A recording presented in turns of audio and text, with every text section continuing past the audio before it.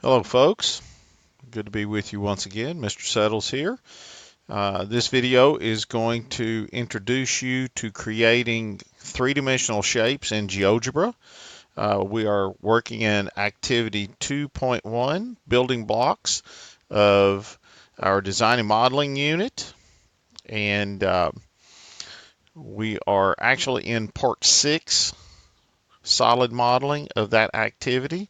We're going to walk you through some of the basics. You will find at this point you're kind of expected to know a fair bit about GeoGebra, so every single step is not outlined for you at this point. So what we're going to be doing is actually taking one of your puzzle parts and creating that in GeoGebra as a 3D model. So to get started with that, there's a couple of things that I like to do. Just to give myself a little bit more room, I'm going to come in here and use my sizing tool and kind of narrow down the algebra window. I need to go under View and open the 3D graphics window, which you can see over here. This may be new to you, but it's very, very nice to use in GeoGebra. And I'm going to resize much smaller this 2D graphics window. So now I can actually see what's going on in the 2D window in algebra a little bit, but I'm not going to use those as my primary working space. So at this point, I can work right here within the 3D environment, and my instructions tell me that I can use whatever tool I'd like to create the cubes in my puzzle part. Well, on the toolbar up here, the pyramid tool is really, really handy as a menu. There's a little down triangle right there, and if you select that one, you've got a whole series of basic geometric shapes that you can use here, and cube is one of them. So I'm going to choose the cube tool. I'm going to bring this over, and I'm going to start at the origin, 0, 0. And my instructions say to make this cube 2 units in size on an edge. So if I come over to 2 on the x-axis right there and click that, it will go ahead and build a cube for me at that point. If I don't like the color, I can come up here to the color tool and change that pretty easily. And I can also change that opacity on that. So if I want to make it more see-through, reduce the opacity so I can see in there and see what's going with that. Now, at this point, I've got my first cube, and I can actually do a lot with that at that point. I'm just going to kind of adjust here a little bit, and I am using my mouse to zoom in and out with the wheel, and then also to rotate around where I can see things really well. So what I would like to do at this point is put another cube in this area just beside the one that I built as the first one. So I'm going to come in here and set that one up. So I'm going to get my cube tool again. And to do the next one is just click right here at 2 on the x-axis, and then at 4 for 2 units. And it'll put another one right beside that.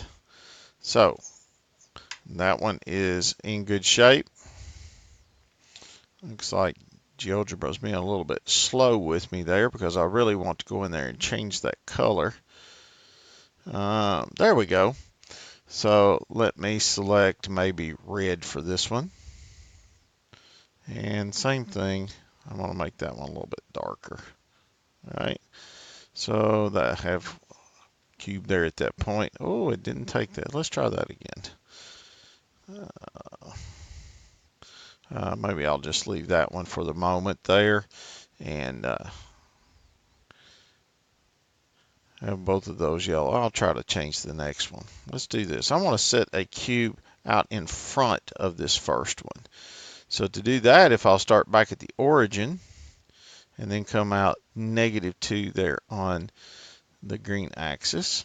Now I've got one. Oh, and that one came in red since I had set that particular color. So that is pretty easy at that point. You see that's really neat there. And I can actually rotate that around and take a look whatever direction I'd like on that one. So those are pretty easy to do. Let's say that I would need to go in the vertical direction. just so you can see that. Let's say that I want to put a cube on top of this first one I started with. So if I come up here to start at that corner and then come over to this one, you see it'll build a cube right on top of that one for me. And let me go ahead and put that in place there.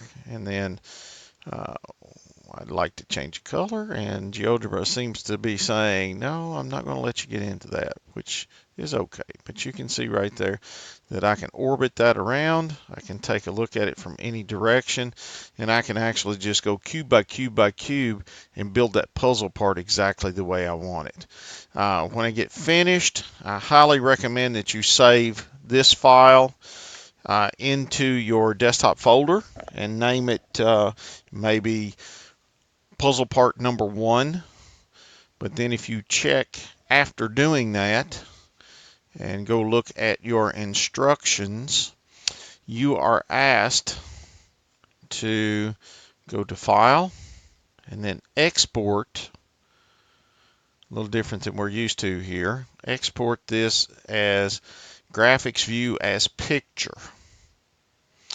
And if we'll just leave that format alone, everything else in here should be fine. If we save that as a picture into our desktop folder, then we can actually just share a picture of this in our submission document, or if we want to share it and include that in a Word document for something we're doing to share with someone, or email it to them so that they can see what our puzzle part looks like. They can actually see these things even without having GeoGebra. So that is a pretty handy little item to do. So you definitely need to export this as a picture and then finish the save portion of that. I'm going to cancel this portion on mine.